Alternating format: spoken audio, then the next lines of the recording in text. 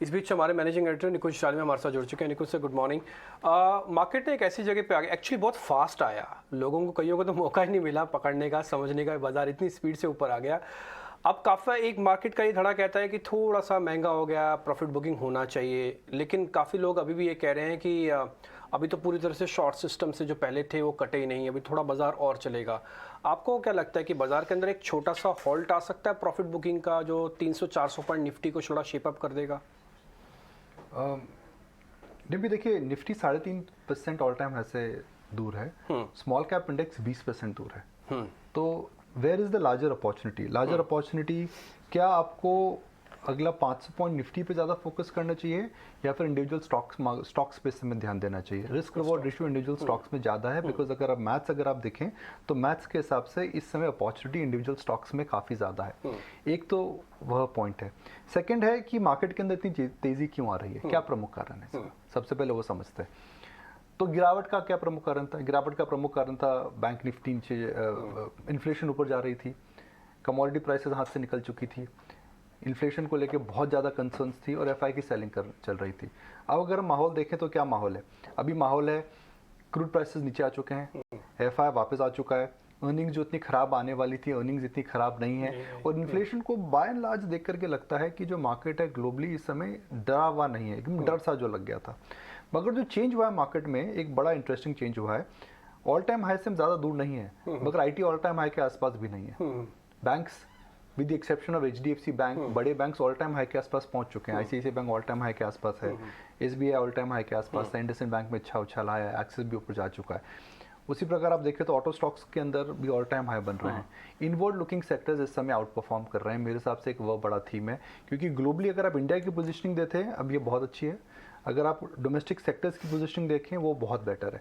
तो उस पर ज़्यादा फोकस करना चाहिए rather than only trying to make the market view Nifty. देखिए, निफ्टी को सोच के अगर मार्केट व्यू बनाएंगे ना तो इस समय मार्केट में वो सही व्यू नहीं होगा। ये बात आपकी बिल्कुल ठीक है। बिल्कुल निकुंज, स्टॉक स्पेसिफिक रिस्क रिवॉर्ड ज़्यादा ही आप कह रहे हैं। स्टॉक्स की बात करते हैं। एचडीएफसी एमसी कल 11% की तेजी हमने देखी, प्रमोटर स्टेक सेल की खबर भी आई, यहाँ क्या कहा जाएगा? प्रमोटर नहीं है, एक जॉइंट वेंचर पार्टनर है, उन्होंने स्टेक बेचा है, और उन्होंने स्टेक जो बेचा है, अब आप दो तरीके से आप देख सकते हैं। आप बोलेंगे जी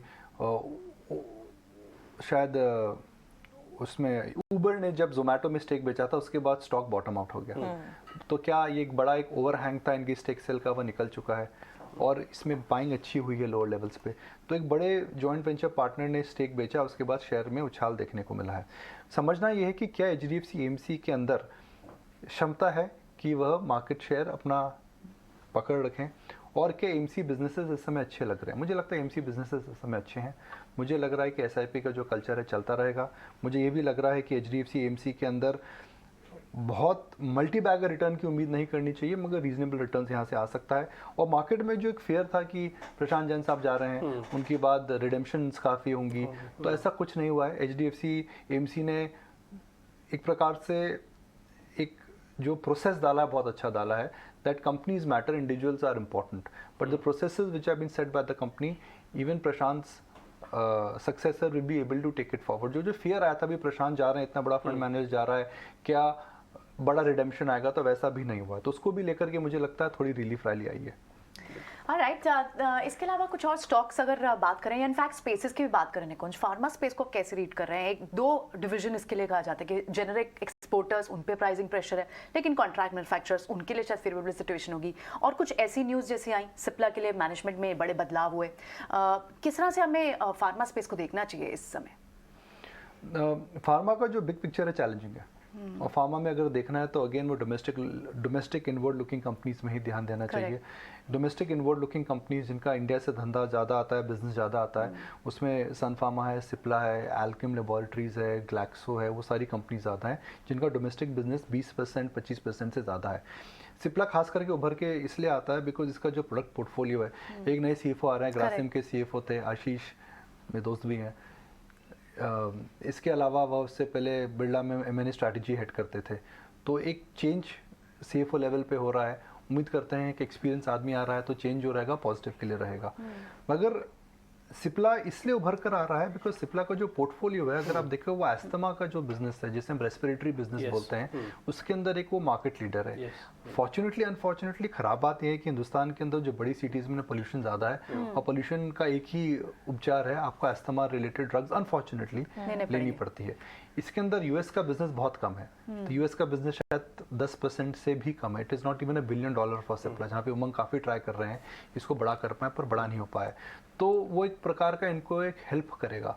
तीसरा, इनका सेमी जेनेरिक बिजनेस भी ठीक ठाक है और स्टॉक भी टेक्निकली, मुझे कुणाल बता रहे थे 3-4 दिन पहले कि काफ़ी बड़े चार्ट, देखिए जिम्पी साहब चार्ट आप मेरे से ज़्यादा देखते हैं, तो चार्ट में शायद कुणाल भी मुझे बता रहे थे, आप देखिए कि इसके अंदर मल्टी मंथ के बाद कोई ब्रेकआउट हुआ है, तो सिप्ला लगता है कि उभर कर आएगा।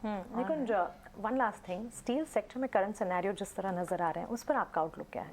तेज़ी आई है मगर मेरे सब तेज़ी सस्टेन नहीं करेगी, मेरा इसलिए मुझे लगता है तेज़ी सस्टेन नहीं करेगी बिकॉज, हाँ जी चार्ट देखा? बिल्कुल सर, सिप्ला के चार्ट्स में अपनी स्क्रीन पर लग रहा है एक्चुअली ये डेली चार्ट्स का ब्रेकआउट भी और मंथली का भी ब्रेकआउट मुझे मेरी स्टडी है, कुणाल की आप स्टडी है। अपनी स्क्रीन पर देख पा रहे हैं। एक्चुअली ये 20 जून को इसने अपना बॉटम कर दिया था, लेकिन उसके बाद से ये 4 मार्च वाला 1080 जो हमने लेवल्स नोट किया वो ऊपर, ये टिपिकली इसको ब्रेक करने की एक अटेम्प्ट ले रहा है। 1034 ऑलरेडी आ चुका है, यानी कि मंथली बेसिस पर तो आप इसको देखेंगे, ये इसका जो ट्रेंड लाइन है ये इसका ब्रेकआउट हो चुका है और एक नए लेवल्स की तरफ हम ऊपर की तरफ और बढ़ते हैं। और वो भी डिम्पी, इसके अंदर देखिए एक समय था जिसमें सिप्ला में कोविड के समय मैसिव री रेटिंग हुई थी बिकॉज इनके पास रेमडेसिविर थी और इनके पास टोसी थी। यस, वो री रेटिंग के बाद सिप्ला गिरा, मगर अब जो डोमेस्टिक बिजनेस इनका है वो वापस आ रहा है। हाँ। मगर स्टील की बात करते हैं, देखिए ये रेमडेसिविर वाला हिस्सा मैंने आपके लिए नोटिस करवा दिया। ये वो पार्ट है जिसमें रेमडेसिविर दवा इनकी बहुत तेजी से बिकती थी और ये उसी समय का समय है जिस समय आपके देश में कोविड बहुत पीक पे चल रहा था। उसके बाद थोड़ा साइडवेज हुआ, जैसे आप बता रहे हैं कि उन्होंने बहुत कोशिश की यूएस के अंदर,